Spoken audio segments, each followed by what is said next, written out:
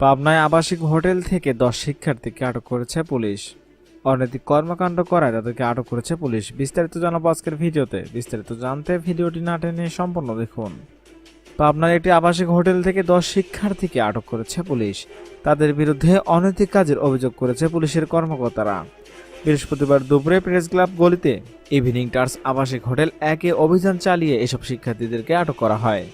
Police জানায়, পাবনা শহরের প্রাণকেন্দ্রে press club ও সোনাপাটি গলিতে অবস্থিত ইভিনিং টার্স আবাসিক হোটেলে অভিযান চালানো হয়। এ সময় অনৈতিক কাজে জড়িত থাকা অবস্থায় 10 শিক্ষার্থীকে আটক করা হয়েছে। আটককৃতরা সবাই পাবনা শহরের কেন্দ্রিক বিভিন্ন স্কুল কলেজের শিক্ষার্থী বলে জানা গেছে।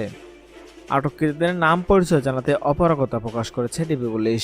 শহরের স্থানীয়রা জানান, শহরের প্রভাবশালী শিল্পপতির প্রতিষ্ঠান ইভিনিং টাচ আবাসিক হোটেল 1 এর আগেও এই শিল্পপতির প্রতিষ্ঠানে অভিযান চালিয়ে কয়েকজন শিক্ষার্থীকে আটক করেছে পুলিশ। আটকের বিষয়ে নিশ্চিত করে পাবনা ডিবি পুলিশের ভারপ্রাপ্ত কর্মকর্তা আনোয়ার হোসেন বলেন, সেখানে অনৈতিক কর্মকাণ্ড হয় এমন গোপন সংবাদের ভিত্তিতে অভিযান চালানো হয়েছে। এ সময় 5 মেয়ে ও 5 ছেলেকে আটক করা হয়। আটককৃতদের পাবনা সদর থানায় হস্তান্তর করা হয়েছে। তাদের বিরুদ্ধে প্রয়োজনীয় ব্যবস্থা গ্রহণ করা হবে বলে জানান তিনি।